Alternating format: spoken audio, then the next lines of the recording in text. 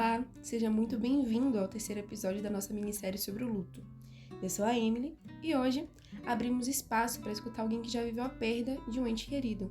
São histórias reais, são vozes que ficaram, mas que continuam ressoando em forma de amor, de memória e muita saudade. Nossa convidada de hoje é Fabiana e, em primeiro lugar, gostaria de agradecer a sua presença aqui e agradecer por compartilhar um pedaço da sua história com a gente. Oi, tudo bem? Como a Emily falou, eu sou Fabiana, já passei por lutos na minha vida, né? Tenho 46 anos, mas tem um que é mais marcante para mim, que foi quando meu pai faleceu. Então, para começar, para a gente dar uma contextualizada, como foi para você enfrentar a perda de alguém que você tanto amava? O meu pai, ele era tetraplégico e ele ficou tetraplégico quando eu tinha 2 anos de idade. Então eu já conheci, só me lembro dele numa cadeira de rodas. Então meu pai sempre foi um lutador, foi um guerreiro que cuidou de 4 filhos sozinho e a gente passou por várias barras. E meu pai, quando ele passava pelo processo de adoecimento por conta da cadeira de rodas, a gente tinha muito medo, muito receio dele ir embora, precocemente, porque nós éramos crianças ainda. Porém, meu pai sempre foi muito forte, sempre foi um tourinho.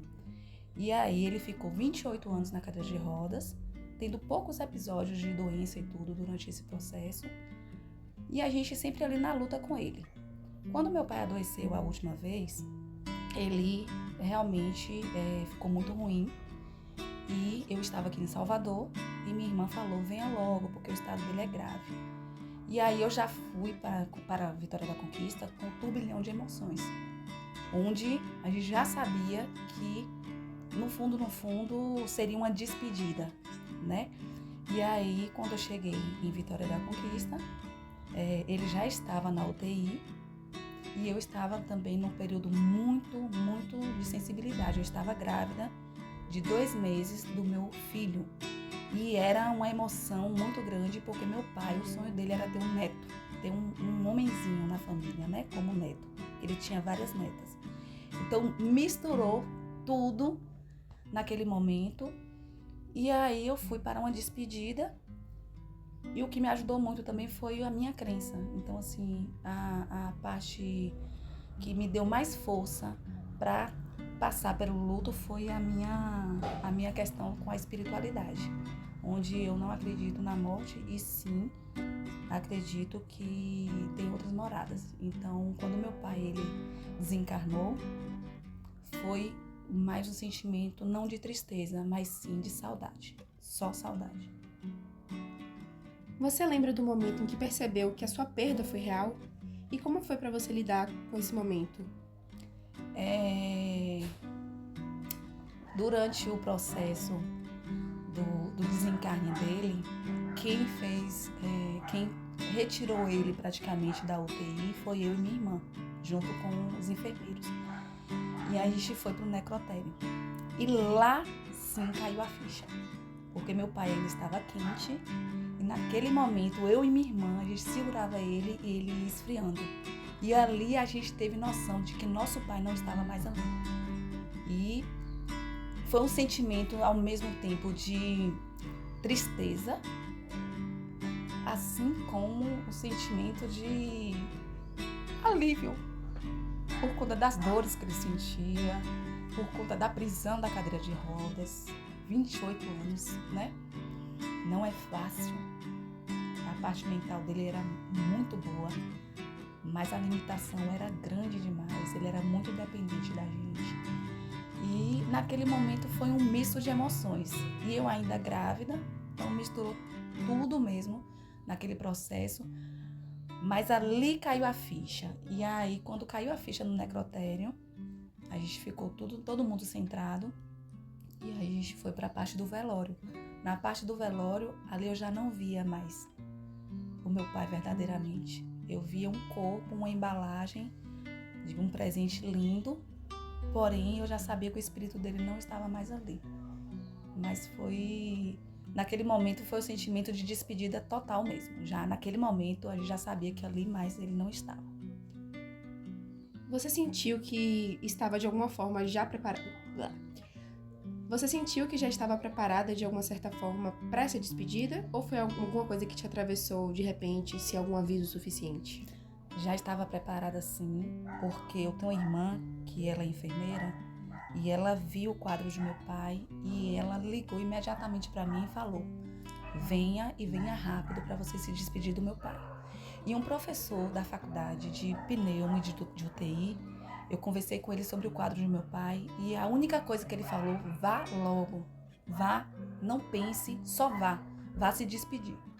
Então, assim, estava claro e objetivo que ali já seria o momento do desprendimento dele. Existe algum momento, alguma palavra ou algum gesto que tenha ficado marcado na sua memória durante esse processo do luto? Durante o processo do luto, já quando ele já tinha desencarnado? Isso. Sim, com certeza. Meu pai era policial militar e era muito querido na nossa região, no nosso bairro. E aí, durante o processo do velório, a gente não tem noção de quantas pessoas estão ali. Porque a gente está naquele momento fazendo a despedida, né? Eu só tive noção que estava lotado, nunca vi tanta gente reunida quando a gente saiu do velório e vários carros seguiram a gente. E a gente mora numa região onde tem a Rio Bahia. E essa avenida não pode ser parada, só pela Polícia Federal. E quem parou foi a Polícia Militar para fazer como é que se diz? Para os carros passarem em homenagem ao meu pai. Quando eu olhei para frente, que estava infinita a fila, quando eu olhei para trás, tinha carros que eu não imaginava que estava todo mundo no velório do meu pai. Ali sim eu vi o quanto meu pai era querido. Naquele momento que veio as emoções totais. Chorei de felicidade, porque aquele momento foi um momento de homenagem a meu pai, sim, e ele era ele gostava muito da profissão dele, então assim, a polícia militar fazendo isso para com ele, para mim, foi um momento mais marcante do velório dele, do luto, né, do processo. E depois da partida, o que te ajudou a continuar? Teve alguma coisa ou alguém que foi essencial nesse processo de você conseguir seguir em frente? Minha família, quando eu falo de família, estou falando a do meu pai e dos meus irmãos. Então, a união, nossa família já era unida, mas com o falecimento do meu pai, a gente se abraçou de uma forma tão grande que a gente começou a ficar mais presente na casa de cada um, era uma ligação, era tudo. Então eu vi que a união foi mais fortalecida. E o amor que a gente tem um pelo outro e o que meu pai deixou de legado, a gente só continuou. Então, assim, o que mais, depois do falecimento de meu pai, chamou a atenção para mim foi a união dos meus irmãos. Mais ainda, que já eram unidos. Mas, assim, é o eu te amo, é o abraço, vai falar o quanto a gente é importante. Então, isso aí foi muito mais fortalecido com o falecimento do meu pai. E eu estou aqui, né? Todos nós falávamos um pro outro, a gente está aqui, o painho tá lá olhando por nós, mas nós estamos aqui para dar força um pro outro. Ninguém solta a mão de ninguém. Para encerrar, se você pudesse deixar uma mensagem para alguém que está vivendo um luto nesse momento, o que você diria? Na verdade, como eu trabalho com pacientes, eu sempre digo o seguinte, que nós não fomos preparados para o momento do luto, para o momento do desprendimento, do momento da morte. E isso é fato, todos nós vamos morrer. Então, eu creio que nós poderíamos trabalhar mais isso antes, viver esse processo antes, que vai acontecer sim. E que, às vezes, vem uma doença como desculpa, vem um acidente como desculpa, vem passar na frente do carro naquele momento, não tem lógica, você morre atropelado. Então, assim, às vezes a morte tem uma desculpa.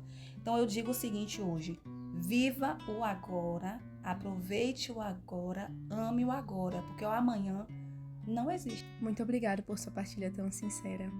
Que a sua história ela possa acolher quem agora possa estar passando por esse processo também, se sentindo sozinho e dividindo essa mesma dor. No próximo episódio, nós vamos falar sobre como reconstruir a vida após a perda, como continuar vivendo e se sentir bem com isso. vocês não perdem por esperar. Até lá!